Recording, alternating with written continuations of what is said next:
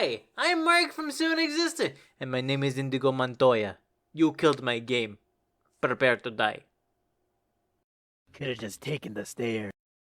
So, every month is gonna be somewhat themed, and this month's theme is games with black characters that I want to talk about because Black history. See, I'm not gonna say that only these 4 games for this month is going to be just the only ones with black characters. That's not the case. I just had to put 4 games here, so I chose 4 with black characters that I want to talk about and called it a day. So, hi, how are ya?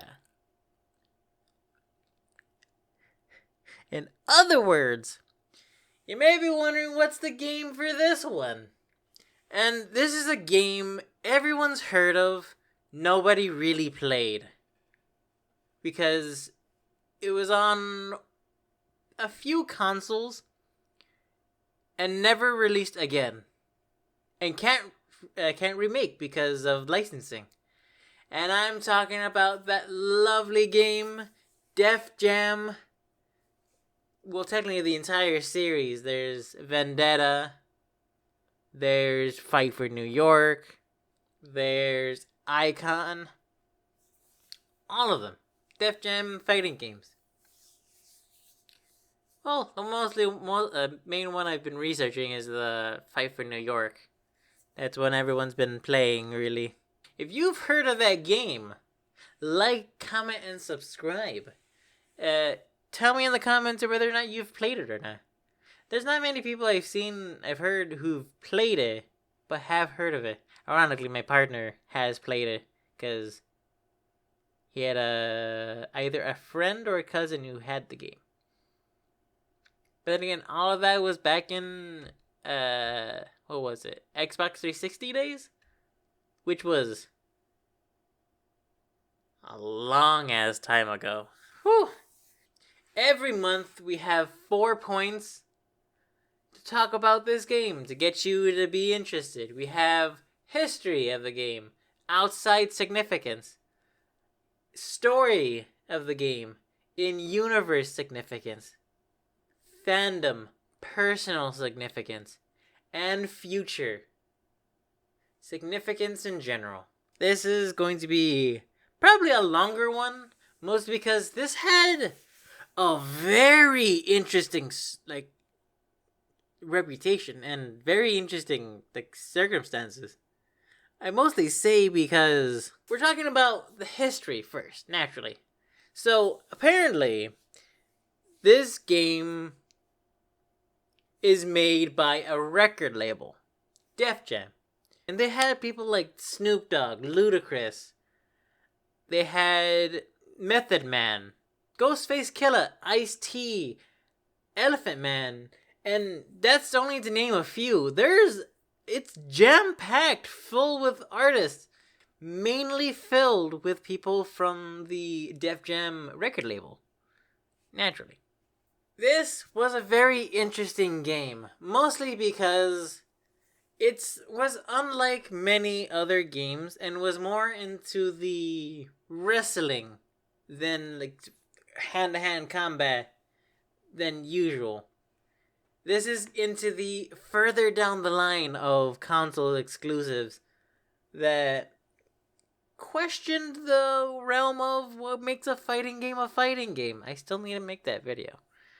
The real kicker was the fact that it had so many licenses that it had to pay so many people to even be made and released, and is the main reason why it doesn't get an updated sequel. Because even if you're just updating it to make new graphics for the new gen console, like $1 million to repay every single artist that was on it. And let me tell you, no company is going to go through that unless they are dedicated to the Def Jam fighting game community, or to the games in general. And let me tell you, I highly doubt a lot of artists even want to work with them anymore. Especially for the fact that there's an on-running lawsuit, well, was an on-running lawsuit with the Def Jam fighting games with DMX. Like, he was in all of the games, mostly Vendetta, and I think Fight for New York. Icon was, I think, more of an karaoke type of game rather than a fighting game. But because his likeness and his music was used so much in both games, that he wanted more money for it, because the standard rate of what he was being paid wasn't enough, because he was not only a voice actor in it, his likeness was in it, his music, the entire shebang, and he was just being paid just for the one thing. Like a standard, hey, here's some money, thank you for using your stuff. Okay, thanks, bye. And that's bullshit. Unfortunately, he is no longer with us. But that still doesn't matter how badly they treated him with this entire thing. It is a very fascinating story. I'm going to link 2 videos all about the history of Def Jam, the fighting games in general. One isn't like an iceberg explaining like the entirety of it and like bits and pieces of the inner workings and the outer workings. And the other was something called a retrospective. I'm not exactly sure what a retrospective is. Retrospective, looking back on... Oh, so basically it's a review. Like looking back upon. Okay. That's interesting. And like a longer, like almost an hour long retrospective of Def Jam. Yeah, that's a very interesting game series. The inside, the outside, everything in between is a very fascinating game. This time for the story.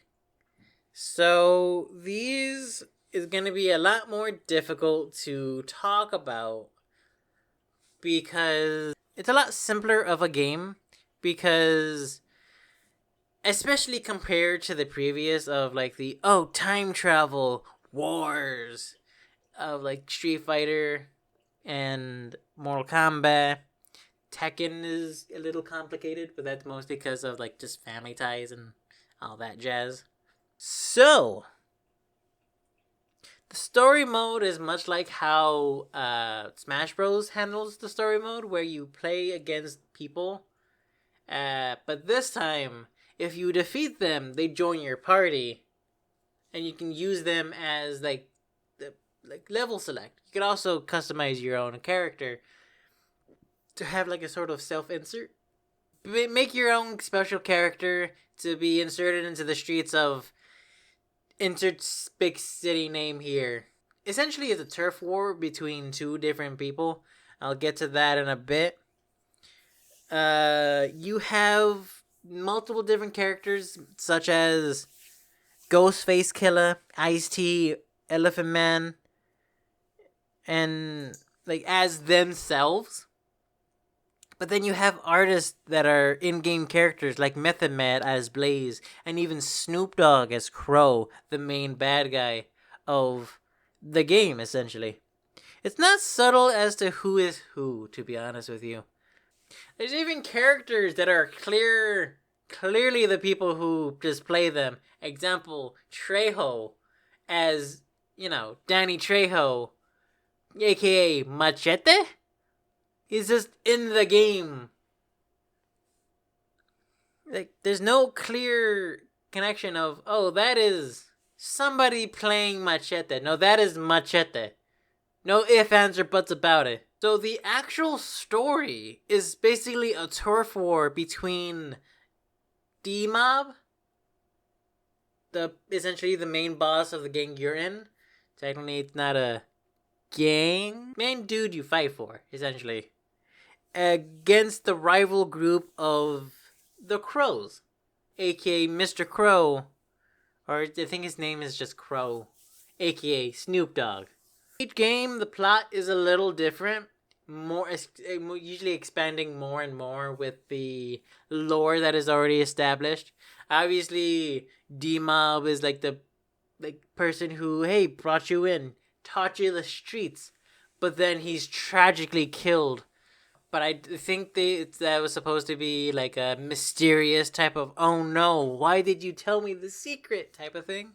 But I don't think that's how they wanted it to be. Because I believe they deliberately said Crow killed him. The more you play, the more you realize that you're just going to forget the story. Because the fighting is so immersive that the twists and turns are going to be like, wait, what? Very fascinating game, I'm not going to lie to you. But that's all I can really get from it, because it's a lot of the more story bits are from characters you unlock. If you unlock a certain character from fighting them, they enter your party. If you fight somebody on Crow's crew and have them join your party, you could then still have them fight themselves in the whole thing, which is very fascinating when you think about it, because I don't understand how that works exactly. Like I said, I'm gonna link videos that explain it better. This is more of a saying, hey, you should play the game. Not what's the word? I'm not gonna tell you too much. It's worth playing.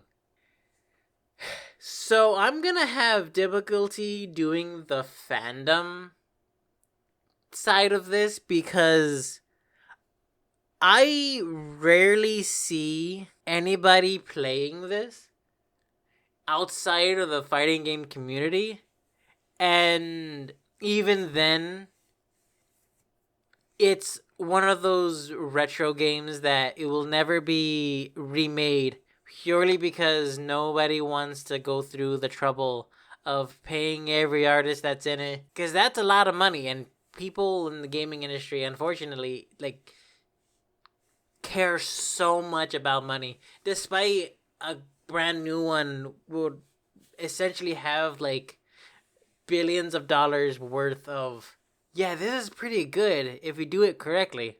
But that does not stop fans from wanting and dreaming and begging for more. As the future will tell you, they wanted to do more, with more artists, expand the universe, have a new one set in Chicago with Eminem and various Chicago artists. But things didn't work out, and for fair enough reason, because they did have all that shit with DMX, who essentially was, what's the word? Brain is blanking on the word. Not shit hit the fan. Cheated on all of it, essentially.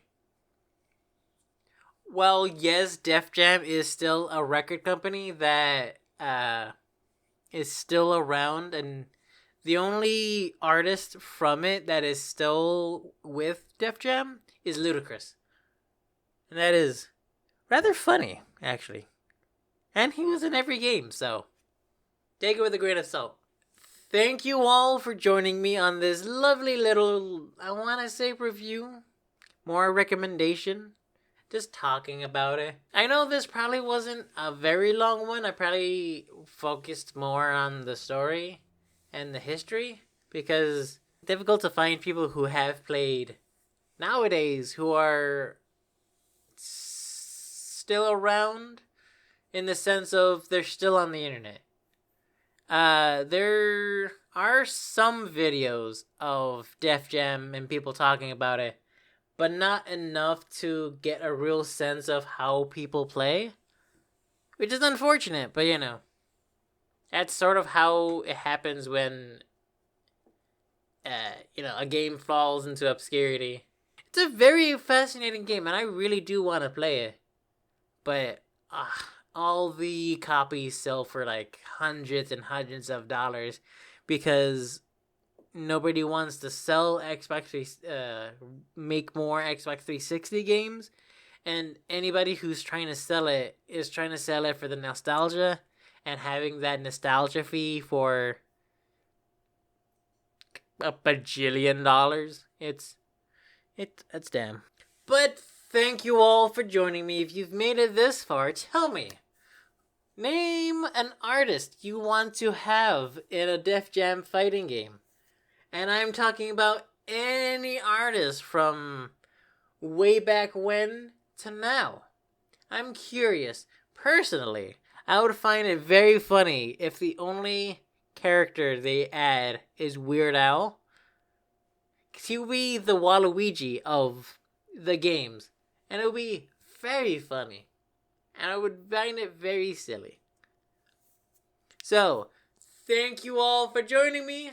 Hope to see you all again next time. And as always, so if what you want doesn't exist, fight for it.